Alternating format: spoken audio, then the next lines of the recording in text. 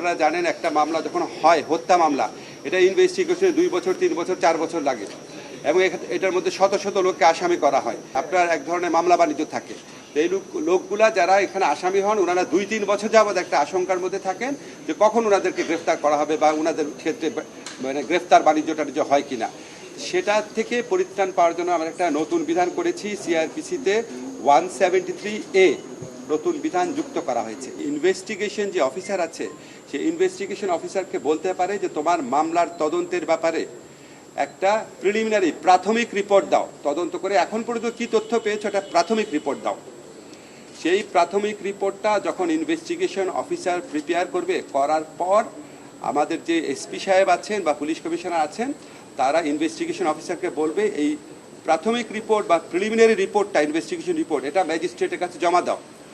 ম্যাজিস্ট্রেটের কাছে জমা দেওয়ার পর ম্যাজিস্ট্রেটের কাছে যদি মনে হয় যে এই মামলার মধ্যে 100 জন লোককে আসামি করা হয়েছে, তার মধ্যে 90 জনের ব্যাপারে কোনো অভিযোগই আসলে নাই, কোনো 90 জনের বিষয়ে কোনো সাক্ষী নাই, কোনো এভিডেন্স নাই, কোনো ইনসাফিসিয়েন্ট এভিডেন্স, যা এভিডেন্স আছে সেটা ধর্তব্যের মধ্যে না, তাহলে উনি সাথে সাথে প্রি ট্রায়াল স্টেজেই ওই মামলা থেকে ওই আসামিদেরকে, যাদের বিষয় বা যাদের বিরুদ্ধে কোনো সাবস্ট্যান্টিভ বা সাফিসিয়েন্ট এভিডেন্স নাই, তাদেরকে ওই মামলা থেকে মুক্ত করে দিতে পারবেন।